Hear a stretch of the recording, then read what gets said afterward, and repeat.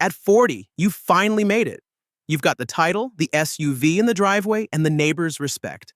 But every night when you kill the engine, you sit in the car for 5 extra minutes, staring at the garage door. The smell of that new premium leather is intoxicating.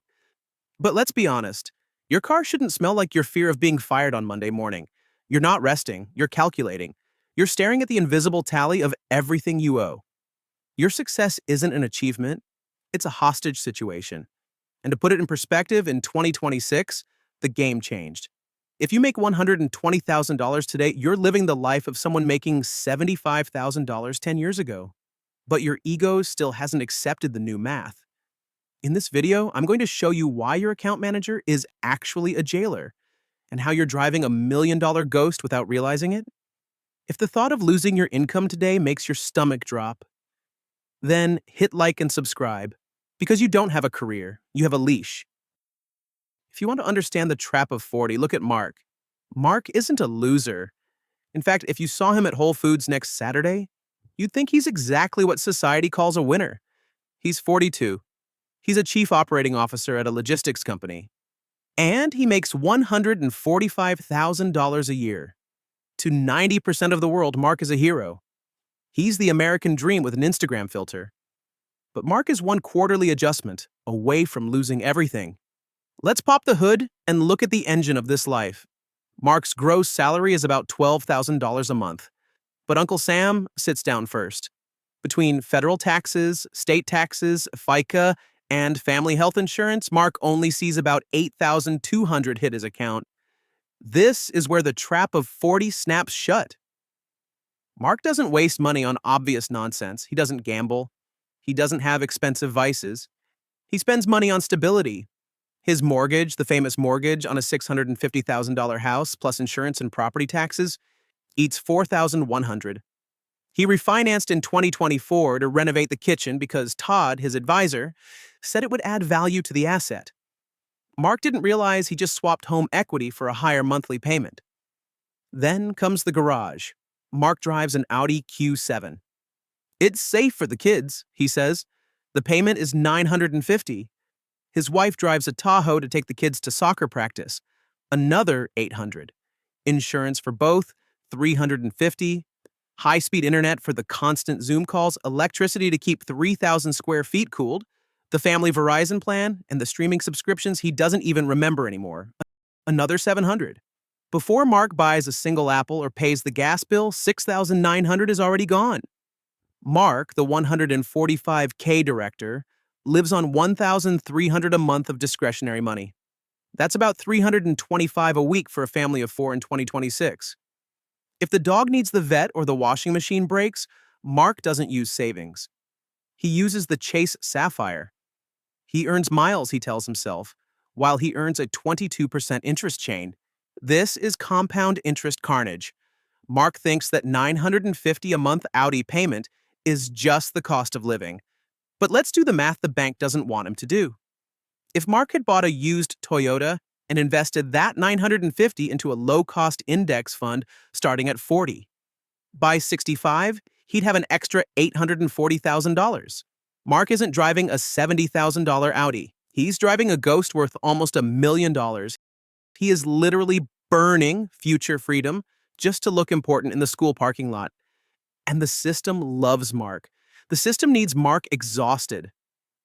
Why? Because an exhausted man doesn't question management fees. Mark has $250,000 in his 401k. He feels safe. His advisor, Todd, charges a modest 1% AUM fee. Todd sends Christmas cards. Todd tells Mark to stay the course during market dips. 1% sounds like nothing. A penny on the dollar. But what Todd doesn't say is that a 1% fee doesn't cost 1% of your money. Over 25 years, because of compounding you never get to keep, that 1% can confiscate roughly 30% of Mark's final portfolio. Todd isn't Mark's partner. Todd is a parasite on Mark's shoulder, eating his future while Mark works 60 hours a week. Mark is what we call the working rich. Rich people who work. He has all the accessories of wealth and none of the substance. He doesn't own his life. He rents it from a bank with a 7% profit margin. He is the sandwich generation in its most tragic form. On one side, his parents are aging and didn't save enough because they believed in the 90s housing bubble. On the other side, his kids are about to enter colleges that cost the price of a Ferrari. Mark is the meat getting ground in the middle of that press. He's paying for the past and the future, leaving absolutely nothing for his own present. The system designed Mark's life to be a hostage situation. If Mark wants to take a sabbatical to write a book or start a business, he can't. His debt structure won't allow it. He's a white-collar slave who traded the whip for an Excel spreadsheet and a gym membership he's too tired to use. At 42, Mark is at peak productivity. He should be building exit velocity, the speed required to escape the gravity of the corporate system. Instead, he's adding weight to his own cage. He thinks lifestyle creep is personal growth. It isn't. It's just the leash tightening as the net grows. The question for you, watching this and maybe seeing yourself in Mark, is this. How many summers do you have left? If you're 40, you've got about 25 summers of full vitality left. How many have you already sold to a bank in Charlotte, North Carolina, in exchange for an LED dashboard in your car? Mark looks at his bank app, sees his 401k balance creeping up, and thinks he's winning. He doesn't realize inflation in 2026 recalibrated the board. He doesn't realize the safety products he buys, annuities, cash value life insurance, are just complex ways to transfer his wealth to the financial elite in Manhattan. This is the state of stable anxiety. Mark isn't panicking. He's just permanently worried. And that's exactly how they want him. Worried enough to work harder, but not angry enough to change everything. Mark thinks this is adulthood. He thinks the hum of dread in his chest every time he opens the banking app is just the price of being a responsible father. It isn't. It's the sound of a man who built a fortress out of cards and is praying the wind doesn't blow. And I can't just change my life now. I have responsibilities. I have kids. It's too late to start over. That's the lie you tell yourself at 2 a.m., when the silence in the house feels heavy and the bedroom ceiling feels like it's closing in. It's the ultimate justification for staying in the trap. You renamed your cowardice responsibility. You convinced yourself that sacrificing your freedom for a prestigious ZP code is a noble gift to your kids. But let's be brutal. What are you actually teaching them? You're modeling a life where success smells like chronic fatigue and an 800 credit score. You're training your kids to become high-level servants. So one day they can sit in their own garages in 2050 and feel the same emptiness you feel right now. The exit from the trap of 40 isn't a hot investing tip. It isn't the next crypto token. It's a total, violent recalibration of what your life is worth. The divorce from status. The first step is what I call a status divorce. You have to stop caring about the opinions of people who are just as broke and terrified as you are. That Audi in the driveway? Sell it today. Go buy a 5-year-old Toyota with a dent in the bumper. Why?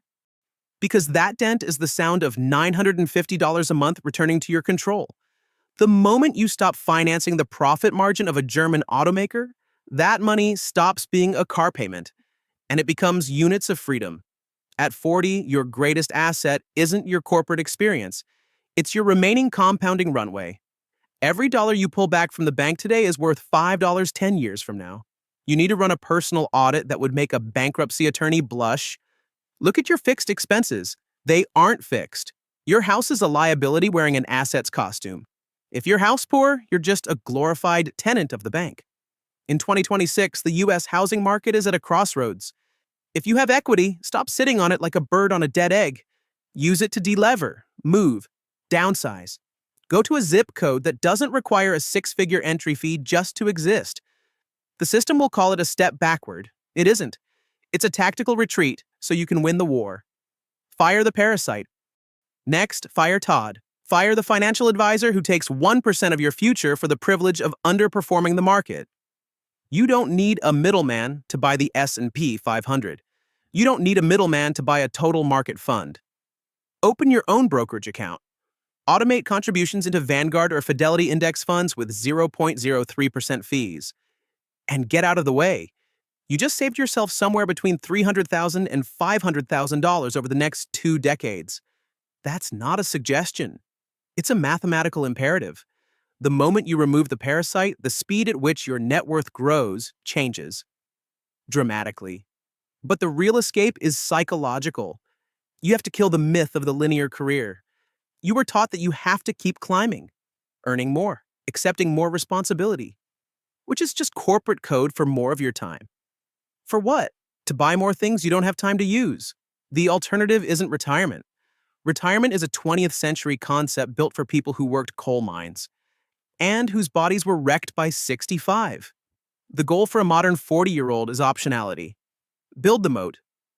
Optionality is having enough margin in your life that you can walk into your boss's office and say no without checking your bank account first. It's having the liquidity to buy a business, to invest in a friend's idea, or to take 6 months to actually know your kids before they leave for college. You get there by widening the moat. Most people at 40 use every raise to widen their lifestyle. You're going to use every raise to widen your protective moat. If you get a $10,000 bonus, $10,000 goes into the moat. You don't see it, you don't touch it. It becomes the wall between you and the trap. The financial industry wants you to believe wealth is a destination you reach at 65. They want you hungry and desperate until then. I'm telling you, the real wealth is owning your Tuesday morning at 43. If you're sitting there thinking, I can't do this, my wife would never agree, my kids need private school, then you've already accepted your role as a line item on a spreadsheet. You decided the trap is comfortable enough, and that's fine. The banks need people like you. The luxury watch industry needs you. The steakhouse that charges $18 for a side of asparagus needs you. But if you feel that stable anxiety turning into real anger, good. Use it. The exit is right there. It's labeled simplicity. It's labeled math. It's labeled self-respect. Most people walk right past it because the door isn't shiny, and it doesn't have a luxury logo on it. You've got about 20 years of peak productivity left. You can spend them paying for the privilege of being an elite consumer. Or you can spend them building a fortress no CEO, no inflation shock, and no economic crash can touch. A trap is only a trap if you don't know you're in it. Now you know. Check your statements tonight. Look at the line that says interest paid for the year. Look at your management fees. Look at your car payment. Add it all up. That number is the price of your soul. Decide if the Audi is worth it. Decide if your neighbor's approval, your neighbor who's drowning in debt too, is worth the next 15 years of your freedom. Time is moving. Mark already made his choice. And you? What are you going to do tomorrow morning when the alarm goes off? Go back to the wheel or start dismantling the cage? For the first time in a long time, the choice is yours.